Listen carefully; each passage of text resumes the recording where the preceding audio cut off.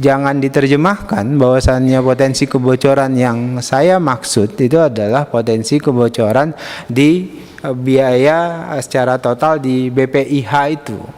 Jadi kalau dihitung menggunakan pendekatan itu ya, maka kesimpulannya seperti tadi yang disampaikan oleh Bapak dan Ibu sekalian, tinggal kurangin saja 5 triliun. Tapi ini sedang bicara tentang ekosistem keseluruhan dari proses perhajian kita.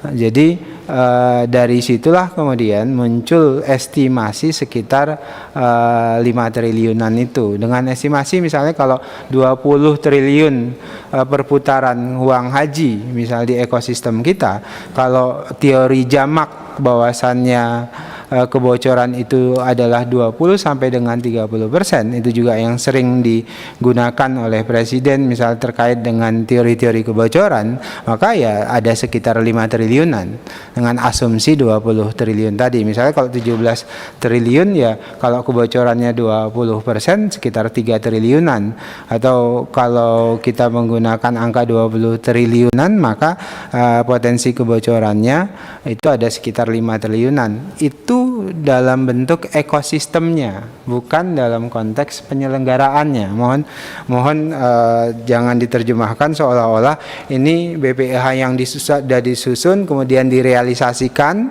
itulah yang bocor-bocor. Nah, itu yang kemudian mungkin Bapak Ibu tadi menganggap ini Wamen punya kekeliruan seolah-olah menembak beberapa pihak terkait dengan itu. Tidak, tapi memang keinginan Pak Wamen, bukan. Kita bukan menganggap menembak DPR. Cara berpikirnya, kalau ada bocor 5 triliun di 2025, itu bisa dilaksanakan kebocoran itu oleh Menteri Agama, karena dia penyelenggara. 2026 masih ada kebocoran karena cara menganggarkannya masih sama dengan tahun lalu. Persis, tidak ada bedanya, hanya ada yang dikurangi sedikit. Tentu bocor 5 triliun masih seperti itu penyelenggaraannya. Kalau terjadi bocor 5 triliun, yang disalahkan siapa? Karena Kementerian Haji bukan Kementerian Agama sudah mencuci dirinya dengan baik, maka yang melakukan kebocoran itu DPR. Kalau pernyataannya Wakil Menteri asumsi dari berbagai media yang kita baca, baik podcast, baik dicetak, ini dicetak nih ada Kompas nih, ada Kompas nih di sini. Dhanil menyebut bahwa indikasi kebocoran muncul dari sejumlah pos mulai dari transportasi udara, konsumsi, hingga hotel dari total anggaran sebesar 17 triliun. Bukan ekosistem keuangan haji. Ini betul, dari total. Betul. Itu yang tadi saya maksud. Ini secara keseluruhan prosesnya tentu dari proses penyelenggaraan. Kemudian juga sudah saya jelaskan sebelumnya juga dari semua ekosistem. Ekosistem yang saya maksud itu adalah misalnya tadi ya, kita sering sebutkan misalnya dulu bahwasannya ada potensi perdagangan misalnya nomor antrian dan sebagainya. Nah, disitulah juga masuk dalam hitungan potensial loss itu. Nah, dan yang saya bicarakan berita ini 17 triliun loh. Iya. Kami mau kalau sudah begitu itu bagian dari salah satunya, Pak. Yang 17 triliun itu kan salah satu bagian ekosistemnya. Yang secara keseluruhan nanti maka masuklah misalnya ekosistem lainnya yang di situ ada potensi perputaran uang dalam perhajian lebih dari 20 triliunan. Jadi makanya kalau kemudian pakai teori yang biasa kita gunakan 20 sampai dengan 30% kebocoran dalam setiap banyak aktivitas perekonomian kita, maka muncullah angka minimal tadi saya sebutkan 5 triliun. Tidak secara spesifik misalnya itu terkait dengan satu proses saja. Ini kan bicara secara keseluruhan begitu. Dan itu semuanya adalah potensial loss, Pak Marwan. Enggak, kalau begitu kan tadi potensinya 20 triliun dari semua proses perhajian kita, ekosistem keuangannya. Yang 5 triliun itu pelaksanaan ibadah haji mencapai 5 triliun atau 20-30% dari total anggaran. Anggarannya 17 triliun. Maka kami meminta karena itu masih berjalan dengan baik, dikurangi 5 triliun, kan terjadi nih. Penyelenggaraan haji kan masih berjalan. Kalau kita manage dengan baik, masih bisa berjalan. Kami meminta kalau begitu turunkan 5 triliun. Dikurangi 5 triliun. Tadi saya sebutkan Pak Marwan, itu hitungan accounting loss bisa seperti itu. Tapi yang saya maksud tentu bukan accounting loss, kayak angka finansial itu. Tapi ini kan economic loss. Ada potensi, misalnya tadi saya sebutkan perputaran ekonomi. Ini versi kemudian yang kita dengar bukan potensi loh. Bocor. Saya sudah jelaskan di akhir penjelasan itu sebenarnya ada potensi kebocoran. Dan itu kan selalu kita bicarakan misalnya secara makroekonomi Indonesia. Kebocoran yang selama ini kita jelaskan itu juga terkait dengan potensial loss yang muncul terjadi. Itu klarifikasi saya Pak Marwan. Izin Pak. Ya, silakan. Ya, ini pelan-pelan ya. Ini soal teori ya. Jadi kalau potensial loss dari 17 triliun, kan orang menganggap bahwa pasti itu dengan dengan pemahaman awam aja, oh berarti kalau 17 triliun potensinya 5 triliun, ya berarti kan mestinya 12 triliun dong. Bukan. Itu ininya itu satu. Nah, kalau penjelasannya potensi dari 17 triliun dari ada 5 triliun itu dari mana? Kalau berita ini dari 17 triliun. Kalau di sini kan dari 17 triliun ini. Itu loh ininya. Periksa aja tuh pemberitaan itu gitu loh. Nah, ini yang dipahami secara singkat gitulah yang baca. Oh, kalau potensinya 5 triliun berarti kan ya 12 triliun dong mestinya gitu loh. Tapi kalau ada potensi kebocoran dari 17 triliun tapi tidak masuk dalam bagian 17 triliun, itu namanya bukan kebocoran. Ini enggak. Kan kalau Pak Wamen menyampaikan itu adalah bukan bagian dari 17 triliun, 5 triliun itu. Enggak, termasuk Pak, termasuk. Termasuk di situ. Yang saya sebut dengan ekosistem. Jadi misalnya ya Pak, yang Sebentar. kita gunakan itu izin ya, kita ini kan dari 17 triliun itu ada potensi kebocoran 5 triliun. Bukan begitu menerjemahkan. Dari secara total ekosistem, artinya kan ada yang finansial, tapi kan ada juga misal mohon maaf, dugaan kita perdagangan wewenang misalnya terkait dengan kuota, terkait dengan antrian dan sebagainya, kecurangan dalam perhajian itu bagian dalam ekosistem kita. Nah, ditambah lagi perputaran uang di perhajian di luar yang 17 triliunan itu, misalnya data-data yang dikeluarkan selama ini kan rata-rata 20 triliun.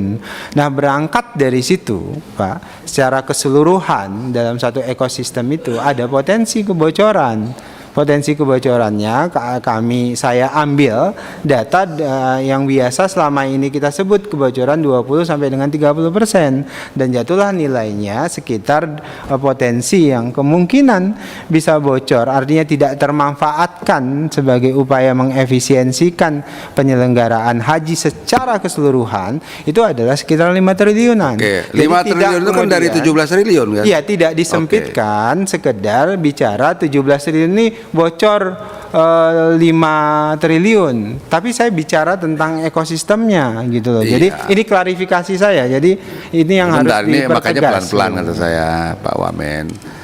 Pelan-pelan itu artinya memahami statement Pak Wamen itu yang clear dibaca oleh kita melalui pemberitaan publik, di koran-koran, di podcast, di bahwa ada potensi kebocoran itu 5 triliun dari 17 triliun. Itu disebutkan tuh ada konsumsi, transportasi udara, apa gitu loh. Ini saya tidak berdebat dengan soal ini, tapi menjelaskan konstruksi dari publik memahami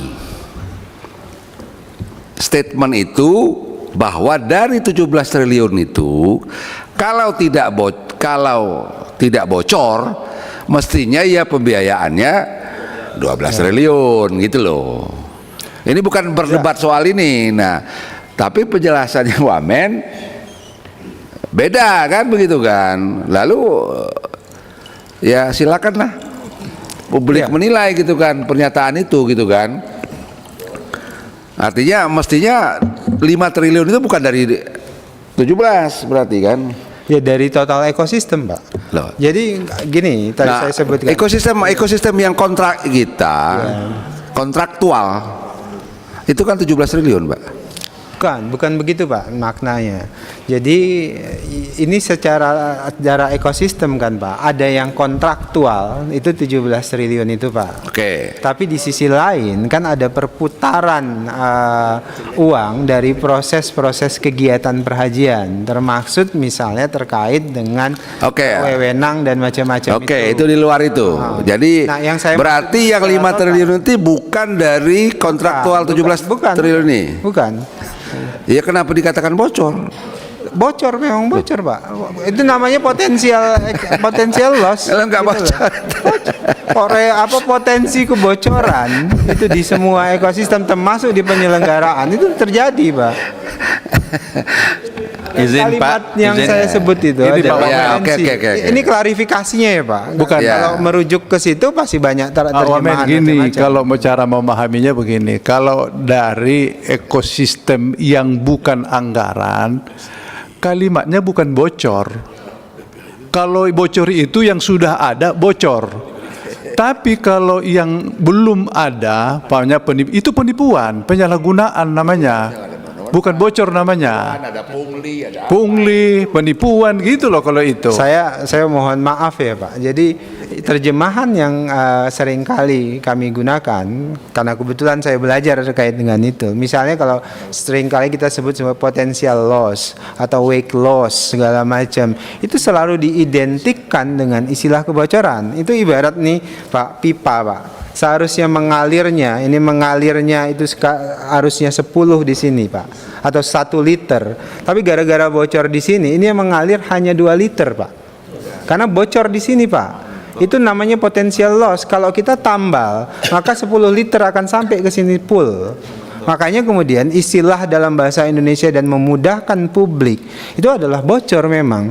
Dan kalau dalam bahasa akademis sering nyebutnya potential loss, wake loss dan macam-macam, Pak. Jadi mohon jangan diterjemahkan seolah-olah itu kan ditangkap nih seolah-olah saya mau menuduh pihak-pihak tertentu. Tidak. Saya sedang bicara pelan-pelan. Ini bukan soal tuduh-menuduh. Ini soal logiknya, Pak. Iya, betul. Tadi benar tadi. Misalkan ada pipa. Mestinya di sini 10 liter keluarnya. Ada bocor di sini 2. Kan itu disebut bocor kan? Nah, kontrak kita di sini 17 triliun. Tapi ada bocor 5 triliun. Itu namanya bocor gitu loh. Itu ininya. Yang pengertian itu begitu sama. Jadi dengan penjelasan Pak Wamen itu menjadi clear. Justru menguatkan pernyataan bahwa dari 17 triliun ini bocor 5 triliun. Bukan. Dengan contoh tadi kan jelas itu. Bukan begitu, ini Pak. pipa. Mestinya keluarnya di sini 10 liter. Iya, betul. Ternyata bocor 2 liter. Berarti potensi lossnya 2 liter. Kan sama ini mesti kontraknya 17 triliun dong. Mestinya 17 triliun nih. Ini bocor 5 triliun. Itu benar. Jadi penjelasan Pak Wamen. Saya izin, Pak. Menjelaskan itu. Saya izin. Ya. Jadi dalam proses tadi yang sebut saya pipa itu yang mengalir itu bukan hanya financial cost itu loh, Pak. financial cost yang 17 triliun itu. Ini kan semua potensi di aliran pipa ini itu lewat sini, Pak. Baik itu yang di kontraktual itu, baik itu misalnya ekosistem yang lain itu di sini, Pak. Itu yang kemudian kalau dia tidak, sebenarnya yang akan berkembang di ekosistem ini sebenarnya harusnya lebih besar, tapi kemudian tidak, karena bocor 1 semuanya, ada juta kali perdagangan wewenang 200. misalnya, ada macam-macam, sehingga 1000 tidak kali sebagaimana 1 juta. mestinya. Nah, itulah yang saya maksud. Juta. Terlepas dari kemudian Juta ada yang 300 menerjemahkan seperti tadi. 200 Jadi ribu kali 1 yang juta. jelas tidak jelas. begitu maksud saya, dan tidak juga ingin menuduh siapa-siapa terkait dengan hal itu. Enggak. Sedikit Pak Pimpinan. Perpanjang dulu. Ini Diperpanjang dulu. izin Pak Ketua setelah Izin, diketok. Abidin pelan-pelan. Perpanjang dulu. 30 menit. 1 jam. Kita 30. perpanjang sampai jam berapa? 30 aja dulu. 30 menit. Ya. 30 menit. Izin pimpinan. Sebentar dikit tadi itu. Bentar, masih pelan-pelan. Coba masih tadi yang pelan-pelan. pelan-pelan tadi. Kita ada tadi tuh kementerian, coba tampilkan itu. Jadi nek Nah, 203. Kemenhad bongkar dugaan kebocoran 5 triliun Dan biaya 1 juta. haji bisa turun tajam. 203. Tajam.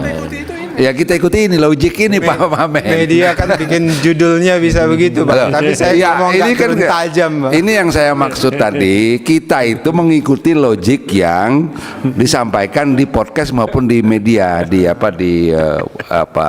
koran-koran, di apa. Ini ininya. Nah, kalau jelas tuh, coba silakan tuh di ininya. Kemenak menduga ada kebocoran 23% dalam pengadaan haji setara dengan 5 triliun dari total anggaran Rp 17 triliun. Dari total itu.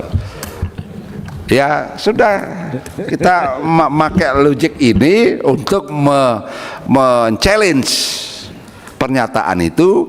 Kenapa kok turunnya hanya 1 juta. 500.000 yang ditanggung jamaah? Itu aja sebenarnya Pak Wamen. Pertama yang harus saya jelaskan, logiknya tidak begitu, keliru. Tadi sudah saya jelaskan, saya nggak perlu ulangi. Kemudian kedua, penurunan yang kami tawarkan BPIH 1 juta, BP sekitar 500, itu sebenarnya masih membuka peluang untuk diskusi panjang, Pak. Kenapa? Karena proses kami terus terang dalam proses-proses melihat beberapa item yang masih bisa diturunkan, itu yang nanti akan kami diskusikan di panja lebih mendalam. Jadi kemarin juga sebelumnya kami hampir diskusi panjang sekali, 3 jam lebih terkait dengan potensi-potensi penurunan. Kita karena hari ini kita harus sudah rapat, maka kemudian angka itu kita tawarkan untuk kemudian nanti bersama-sama kita bahas di panja DPR nanti, Pak. Kira-kira begitu. Ya. Ada yang perlu saya jawab lagi? Mas. Ada sedikit. Bentar Pak, mungkin Pak Ahmad. Pak Wamen belum menjawab apa-apa itu. Sudah saya jelaskan banyak sekali tadi tentang ekosistem. Monggo Pak Ahmad. Oh, jadi saya mewakili Pak Ketua ini, Pak Ketua dari ke belakang. Monggo Pak Ahmad sampaikan. Mau nyampaikan monggo Pak. Pak Ketua nggak ada saya yang. Ya, oke, terima kasih. Ini kan jelas Pak Daniel mengatakan kebocoran terbesar itu dari syarikat. Bahkan angka menyebutkan situ 3 triliun. Kemudian transportasi udara 6 triliun. Kan jelas tuh Pak statement 3 itu. triliun tambah 6 triliun jadi lebih tuh, Pak. Iya, itu kan itu kan potensi. Dari mana saya ngomong gitu? Nah, itu kan yang dikutip itu dari wartawan kan tentu dari bicaranya. Nah, kita kan sekarang membahas fakta itu, maksud kami. Kalau bocor itu Pak kan sudah ada dalam wadah. Pemahaman gitu. Tapi kalau di luar wadah itu nama hujan, enggak kita tampung, ya kan? Sudah bocor dia. Itu bebas di langit mana-mana. Tidak bisa kita hujan di langit kita bilang potensi bocor. Tapi bocor itu sudah masuk kita tampung, mungkin wadah kita bocor, kita tambal sehingga tak bocor lagi. Air hujan pemasuk juga kan gitu tuh, sederhana cara berpikirnya. Tetapi kalau Bapak bilang, kan Pak Wamen bilang bocor itu di luar wadah kita, rasanya logika nggak masuk itu Pak. Yang bocor itu kan sudah ada barangnya, kan namanya bocor. Tapi kalau di luar wadah itu potensi tidak dianu kita. Jadi karena sudah cukup terurai di situ, bayangan masyarakat sekarang dari 17 triliun itu 5 triliun sudah bisa dihematkan berdasarkan uraian syarikat, transportasi, makan dan seterusnya. Kan itu yang Bapak ungkapkan situ di koran itu bocornya, bukan yang lain. Ini akan karena kita anggap kita tidak ketemu sama Pak Wamen, kan begitu. Kalau Ya, orang sekarang ketemu kita Pak. paham. Saya sudah jelaskan sekarang. Nah, masyarakat luar kan tidak ketemu sama Pak Wamen. Nanti ketemu Pak, saya pasti Iya. akan jelaskan. Nggak bisa- Kalau nggak masalah segampang. ketemu itu Pak, ketemu Pak. Pak, paham ini? Bapak sudah membawa 1 karung goni kapas ke bukit. Dah. Lalu kapas itu Bapak lepaskan, bertebanganlah kapas itu kemana-mana. Mampu tidak Bapak mengumpulkan lagi 1 goni itu dari bukit sana? Di mana berserak barang itu? Mungkin di bawah rumah, mungkin di laut, mungkin begitulah informasi ini sama. Tidak mungkin Bapak nyampaikan lagi. Makanya kita pejabat publik nih Pak, mohon maaf, pikir sebelum bicara.